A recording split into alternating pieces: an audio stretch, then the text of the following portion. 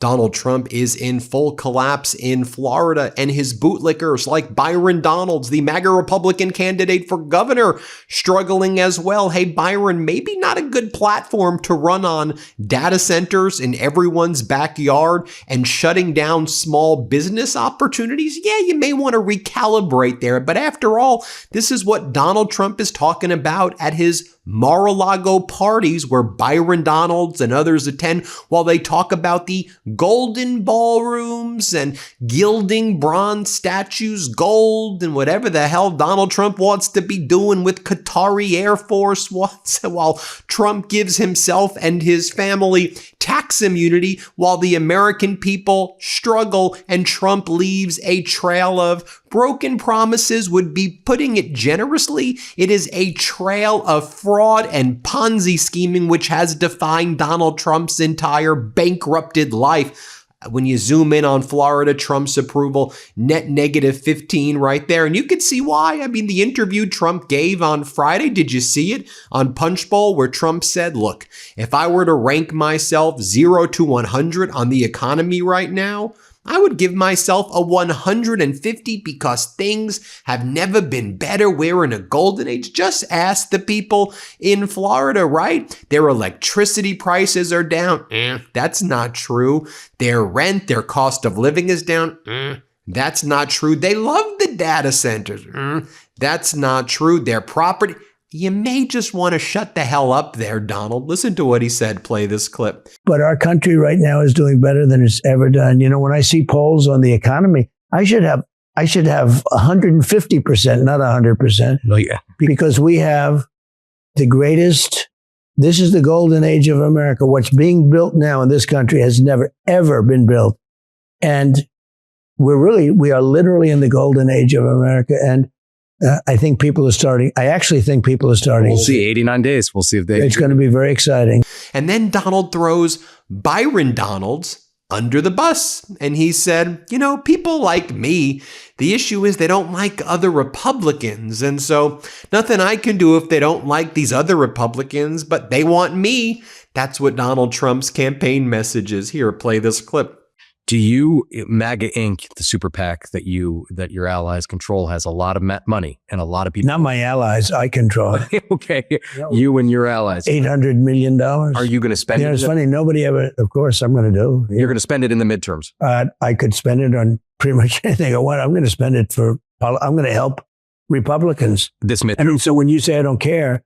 No, I didn't say that. I said some people say that. Yeah, look, I mean, I could do a lot easier. I didn't have to be away in Nevada yesterday. I didn't have to be in Los Angeles yesterday making speeches. I didn't have to be supporting all the people. I have I have a busy schedule. I said to somebody, wait a minute, you don't understand. I won. I'm not campaigning. Now, that's the other thing. I get a tremendous vote. I have records in many of the states, the most votes ever in Texas and Florida and many, many states, Alabama. You can go through them, many, many states. The most votes ever. The question is, and they're asking this question, and I've had some great polls recently, real polls, but they're great polls. If I don't run, will those people go out and vote? And that's the one thing I can't tell. I'm going to ask them to, but I'm just watching guys like you and you're very talented people. The question is, will they vote? Because a lot of them are very angry at Republicans, to be honest with you. Why is that? I don't know. I mean, they're angry at Republicans, but they're not angry at me. Why? They're not angry at me, but they are angry at Republicans. As I noted at the outset, Byron Donalds says he doesn't see a future for small business grants in Florida. He sees supporting small business as a, quote, never-ending cycle that creates a moral hazard. Where do these sick people come from? What the hell are you talking about? A moral hazard. Back in the real world, let's take a look at how Florida voters are feeling, including some people who may feel otherwise previously sympathetic to Trump. Here, play this clip right here. I don't know if he's gaslighting us or delusional. I don't know what it is. People are struggling financially, and it's affecting people mentally. People are more aggressive, and I don't blame them. Like the pressures of, paying their bills, and so I get it. Now, you zoom in on some of the polling data out in the last 60 days or so. What's the governor's race look like? David Jolly, the Democratic candidate, 49%. Byron Donalds, Byron Trump bootlicking Donalds, 43% right there. Ooh.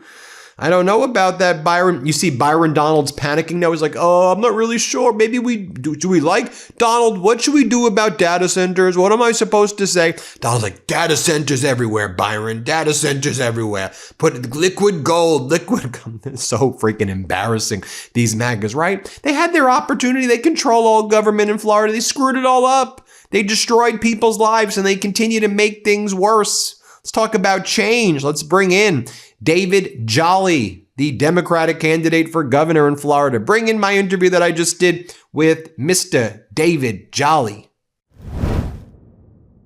Now I want to bring in David Jolly, candidate for governor of the great state of Florida. David, great to see you. Hey, great to be with you. Looks like you're going to be going. We'll have to see what happens in that Republican primary because I'm not sure it's a foregone conclusion necessarily. It's going to be Byron. He's flailing over there. But, people are looking at Florida, David, as a real chance to finally, flip Florida blue. But I don't even think people are using these constructs anymore. Just away from all of these forces that have caused such a great deal of harm to Florida and this country. And I'm looking at your polling and I'm seeing this is a real chance to flip Florida. What are you seeing when you're there? What are you hearing from the people? Yeah, if the election were tonight, we'd win the governorship of the state of Florida. And I mean that. I've been involved in politics for about 30 years. I would not have gotten involved in this race if I did not know there was a pathway. Look, I think we're living through what might be a 1974 post-Watergate moment where enough voters are saying, burn the ships, we're going in a new direction. And the reason I say that's based on data, not just aspiration and hope. In Florida, we've seen our special elections this cycle swing like others have across the country, 15, 20, 25 points.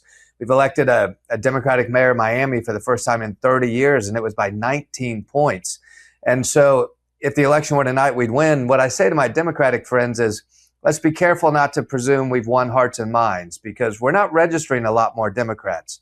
But voters are giving Democrats an opportunity to lead. And so I also say it for this reason. Look, I'm a proud Florida Democrat, not a reluctant one, and I want Democrats to win across the country in November. But sometimes I think maybe calling this a blue wave might be mislabeling it. I think it's a change election cycle. And in some places, it is an ideological change that is moving blue. But in states like Florida, understand, Florida Democrats represent just under 30% of the state. Now, it's roughly a third between Democrats, Republicans, and independents, but we're kind of 3 out of 3 in that stack.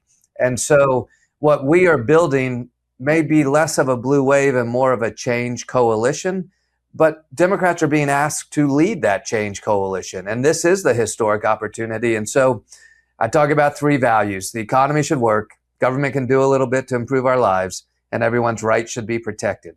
If we're focused on those values rooted in democratic tradition, they're big enough to build a new coalition in American politics. It certainly seemed that even for some time, there was this desire to kind of burn it down, but build up something better. And people like Donald Trump and Byron Donalds, right, they kind of identified the problem because they were the ones causing it. That's right. That's right. And so they said, we're the ones who are going to fix it. And here's what we'll make it better on day one. And what's been exposed is, to your point, it isn't necessarily this team, that team, this or whatever. It's that the people who were behind the problems, they convinced people that they were going to fix it. They've now exposed themselves as the problem creators, and they've made the situation worse. So that same desire by the people for that change is still there. They're just going, wait a minute, you just conned me, you defrauded me, and I need someone who's really going to fight for me right now. That's exactly right. Let me share with you the wisdom of a taxi driver. About 8 years ago, I got in a cab in DC. This taxi driver says, "Hey, Jolly, I know you from TV, and I want to tell you something. I voted for Donald Trump." And I said, "Oh, really? Tell me why." And he said, "Well, listen, I voted for Trump because I wanted somebody to break everything." And then he said, "But I don't think he can fix it. I just needed somebody to break it." the wisdom of a taxi driver. This is exactly what we're talking about. Look, every election, voters tell us what they want, right? We can analyze it all we want, but sometimes voters express an ideological direction that they want the country. Sometimes it's stay the course. Sometimes it's a disruptive populist moment. Sometimes it's a change election cycle.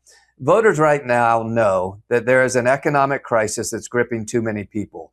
Half of the people in our country have lost upward mobility, and we're losing hope. More people in Florida are going without health care than ever before. Half the state doesn't have enough savings to last 2 weeks.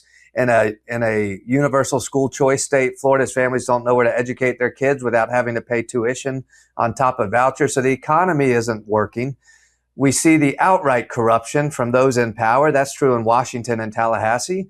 And honestly, we're exhausted by the culture wars. Even some Republicans are just exhausted by the culture wars. We're not fixing insurance by attacking the LGBTQ plus community. We're not lowering the cost of housing by telling teachers they're not allowed to teach Black history in our schools. And so enough voters are saying, look, I've had it. All I see is corruption. The economy stinks for too many people. And I want to see some new leaders try some new things. Right. You take a look at what happened on Friday. A terrible, terrible jobs report comes out. We're talking about 25,000 jobs lost when the expectation was supposed to be close to 90,000 jobs gained, which, by the way, would still be light in comparison to, some pre-Trump metrics. Right. But then this was being celebrated on Fox and their kind of, far right-wing MAGA business people as, well, this is great for the corporations because this may help them not have to deal with higher interest rates. And then the market started doing well. And people are like, what about me? Like, that's not a good report. And I heard, all these MAGA people, Trump said this and others, he's saying on a scale from 1 to 100, this is what he said on Friday. We should get a 150 because this is the golden age and we did it. And Byron Donalds says to the people of Florida, this is the golden age. This is it right now. We're all rich. We're like, what are you talking about? That ain't happening. Yeah. And look, he gave President Trump an A on the economy. Look, I take a somewhat newer approach, I think, in Democratic politics. Maybe I don't really like class warfare. I don't think we need to beat up on success. What we need to beat up on is special interests and the influence of the super wealthy. And so I say, let's encourage success. Look, I want Florida to be the financial capital of the world. I want our economy to grow. And I don't have to fight the haves to fight for the have-nots. But where it turns into that intersection with raw power, that's where you see the real anger emerge. And I feel that anger alongside so many people across the state, right? I'll give you an example. Byron Donalds has raised over $100 million. And I point out, that's not charity. That's not charity. They're buying Byron, right? Where is that money coming from? It's coming from the private equity real estate plays that want to turn every neighborhood into an Airbnb. It's coming from big tech and big utilities that want to use, in Byron's words, pristine Florida lands to build hyperscale data centers. It's coming from the for-profit education industry and the financial backers that are defunding public education and creating a choice program with no rules but a whole lot of profit. It's coming from our utilities companies, from the Seminole tribe that runs our gambling compact. Everyone who has controlled Tallahassee for the last 30 years and created these economic conditions have now bought their candidates so they can control Tallahassee for 4 more. That is where the power gets displaced. And so, yes, if you're a voter right now and you're saying, look, I am working harder than ever before. I'm falling behind. I don't know where to get health care. I worry about whether I should raise my kids here because the economy's gotten away from us. I don't know if I can stay in my home because the insurance market is collapsing. But every time I look at Tallahassee, the people in charge keep getting richer and richer and making policy decisions that are helping themselves. This data center thing's a great example. Who are the only people cheering it on? Big tech and big utilities and the politicians paid by those interests. Every voter across the state of Florida and the country is saying, don't do this. Why are you doing this? And the answer is obvious, because the special interests own the candidates who make the decisions. And Byron Donalds at first was like, that's why we need data centers in every community, in every city, in every town. We need it everywhere. He called it liquid gold. He said, this is, you want to get rich. This is the new one. You want to get rich, people in Florida. We understand your property taxes are super high. We understand we screwed you ever. But now the data centers will help you with your utilities. And people are like, no, it's the opposite. And now he's like, oh, what do I do? What do I do? What do you make of that moment? Byron Donalds' real plan to bring down property taxes is to devalue your house by building a hyperscale data center next door to you. That's exactly what his tax plan is. But no, here's what I'll tell you. And Byron Donalds is doing something that Donald Trump is doing and every other conflicted politician is doing who's on all sides of this issue now. So big tech wants to come in and bring in the hyperscale data centers. Politicians like Byron Donalds have said, yeah, come on in, build on our pristine lands. Give me the money in my campaign account and I'll let you do it. Voters said, whoa, whoa, whoa, we don't want hyperscale data centers. And so now the position of the White House and Byron Donalds has pivoted to the following: ratepayer protection.